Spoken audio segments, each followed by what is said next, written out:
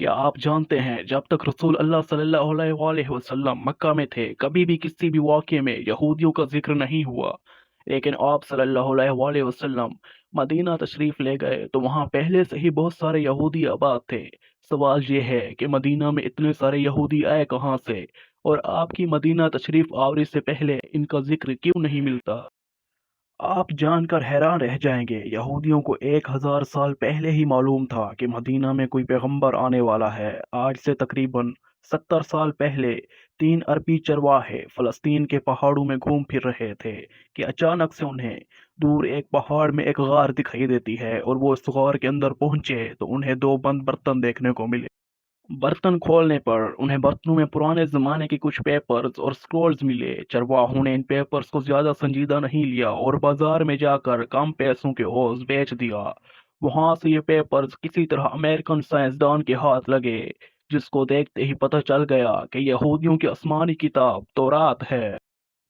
लेकिन ये किसी अजीब अंदाज में लिखे गए थे जो कि आज के ज़माने के तौरात से काफ़ी मुख्तलिफ थे। तो उस साइंसदान जॉन सी ट्रेवर ने इन पेपर्स का इस ज़माने के सबसे पुराने तौरात के साथ मुआजना किया, जो कि करीब 1800 साल पुराना था। इत्फाकन पेपर्स और इस तौरात का अंदाज बिल्कुल एक ही जैसा। ताहम साइंसदान ने पेपर्स की उम्र का पता चलाने के लिए कार्बन डेटिंग कराई, जिसके मुताबिक पेपर्स कम से कम 2200 साल पुराने थे।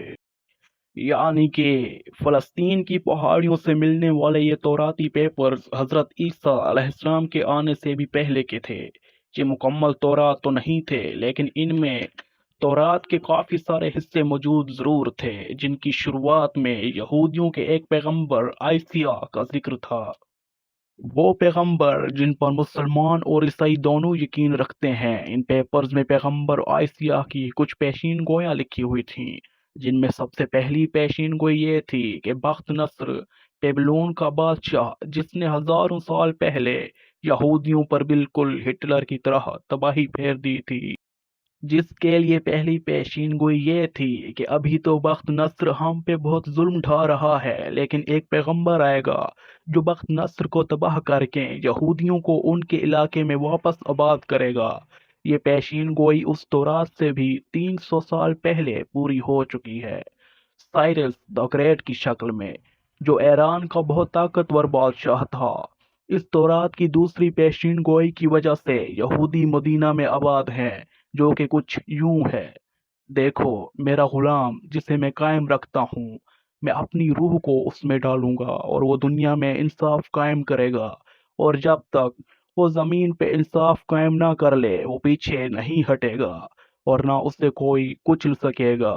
और मैं बुतों को अपनी तारीख छीनने नहीं दूंगा। और जिन आबादियों में केदार के लोग रहते हैं खुश हो जाएं, जिला के लोग पहाड़ पर चढ़कर चीख चीख कर खुशी के नारे लगाएं।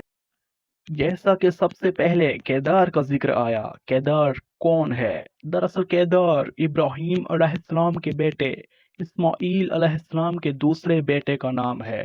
और केदार के बच्चों ने अरब में एक बहुत बड़ी सल्तनत कायम की। क्या आप जानते हैं कि अल्लाह के आखिरी रसूल मोहम्मद सल्लल्लाहु अलैहि वसल्लम भी उसी केदार की नस्ल में से हैं? और दूसरा जिक्र है बुतों का, चनाचे उस जमाने में सबसे ज्यादा इबादत बुतों की जाती थी। अब इससे ये जाहिर होता है कि पैगंबर अरब में आएगा। तौरात की दूसरी पेशीन गोई ये थी कि सीला के लोग पहाड़ों पर चढ़कर चीख चीख कर खुशी मनाएं। सेला दरअसल एक पहाड़ का नाम है जो कि आज भी मदीना में मौजूद है, और मस्जिद नबवी से सबसे नजदीक पहाड़ यहीं सेला पहाड़ है, जिनका दरमियानी फासला सिर्फ 500 मीटर है। और दूसरी पेशीन गोई में इसी पहाड़ सेला के लोगों को खुशी मनाने का कहा गया है, क्योंकि तुम्हारे पास एक ऐसा शख्स आने वाला है जो कि पूरी दुनिया में इंसाफ कायम करेगा। और ये सब कुछ तौरात में यहूदियों को पहले ही बता दिया गया था। ताहम यहूदी इस बात से बखूबी वाकिफ थे कि मदीना में एक पैगंबर आने वाला है। तो आहिस्ता आहिस्ता बहुत सारे यहूदी फलस्तीन से मदीना और आसपास शिफ्ट होना शुरू हो गए। जैसे ही मदीना में यहूदियों की तादाद बढ़ने लगी, अरबियों और यहूदियों में लड़ाइयाँ शुरू होने लगी। تو تب کے یہودی عربیوں سے کہتے کہ آج تمہارا ہے، جو کرنا ہے کر لو، لیکن کل جب ہمارا پیغمبر آئے گا تو تب ہم تمہاری نسلیں مٹانا شروع کر دیں گے۔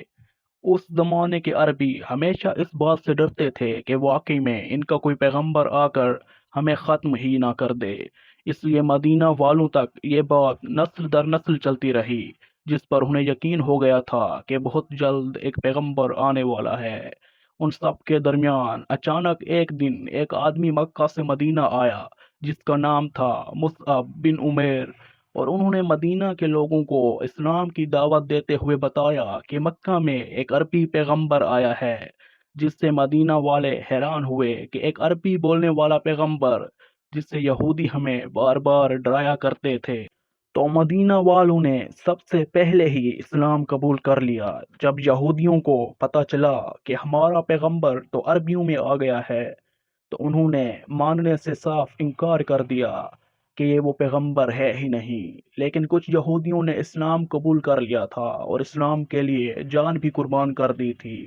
یہی وجہ ہے کہ یہودی آج تک اس بات پر قائم ہیں اور انتظار میں ہیں کہ ہمارا پیغمبر ابھی آنا ہے۔